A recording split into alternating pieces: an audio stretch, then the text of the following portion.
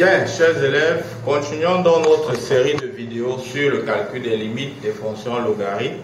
Cette fois-ci, nous allons nous attaquer à une nouvelle notion ici. Nous avons donc les limites qui sont présentées là. Ces limites-là cachent une certaine technique qu'on va vous présenter donc sur cette vidéo. À chaque fois que vous verrez une limite de la sorte, vous allez vous rappeler, vous allez regarder cette vidéo, elle va fortement vous montrer la méthode à utiliser pour pouvoir la résoudre. Donc passons directement à la résolution de cette activité. Je veux calculer la limite de quand il tend vers plus l'infini. Quand il tend vers plus l'infini de 2 ln de x au cube moins 3 ln de x au carré moins 1 sur 4 ln de x au cube moins 3 ln de x plus 2. Alors à chaque fois que vous voyez ça, pensez à une seule chose. Il y a une seule chose que vous devez, à quoi vous devez penser. La première chose que vous devez penser, c'est de savoir que la limite de ln de x, quand il tend vers plus l'infini, n'est rien d'autre que plus l'infini. Une fois que c'est à partir de ça que nous allons fonder dans notre technique. Il s'agit donc de faire quoi? Quand vous êtes face à ça, vous allez poser un auxiliaire, vous posez grand x égale à ln de x. Donc vous faites un petit changement de variable. Alors quand petit x lui va tendre vers plus l'infini, parce que la limite quand il tend vers l'infini de ln de x est égale à plus l'infini, grand x qui est ln de x va aussi lui tendre vers plus l'infini. Et ainsi votre limite de départ qui était 2 ln de x au cube moins 3 ln de x au carré moins 1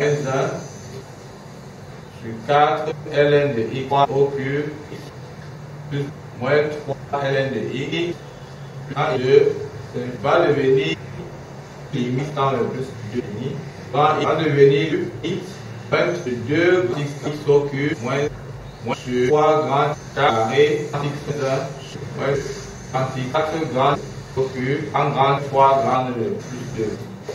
Vous voyez donc x va tendre plus 1 et 3 de façon de façon à la marche de fonction limite non et nous savons la limite technique qui sont politiques. Fonction politique que la taille tend vers l'infini, c'est pour les se réduire et non la limite de mon plus le plus limite au degré à la limite de nombre au cube sur 4 x au cube et quand x tend vers plus l'infini. Alors on simplifie quand les x au cube sont tombés à 2k qui va donner 1 2. Ainsi, la limite donc recherchée de 2 ln cube de x moins 3 ln carré de x moins 1 sur 4 ln cube de x moins 3 ln de x plus 2 n'est rien d'autre que 1 demi. Maintenant, passons à la deuxième. À la deuxième, on veut déterminer la limite de cette expression quand x tend vers 0 plus. C'est le même procédé. Sauf que, à ce niveau, pour résoudre ça, on va tirer notre technique ou bien notre notion sur la limite de ln de x quand il tend vers 0. Alors, quand il tend vers 0 plus, limite de ln de x sera égale à moins l'infini. Et donc, quand vous voyez dans votre expression-ci, vous avez 2 ln carré de x moins 3 ln de x plus 5 sur 3 ln cube de x moins 4 ln de x, ln carré de x plus 1. Première chose que vous devez faire, c'est toujours le changement de variable. Vous posez grand x égale à ln de x. Donc on dit, posons grand x égale à ln de x. Alors quand petit x lui tend vers 0 plus, grand x qui est ln de x lui va tendre vers moins l'infini. Une fois qu'on va opérer ce changement de variable, on va rester avec quoi? Qu'est-ce qu'on aura?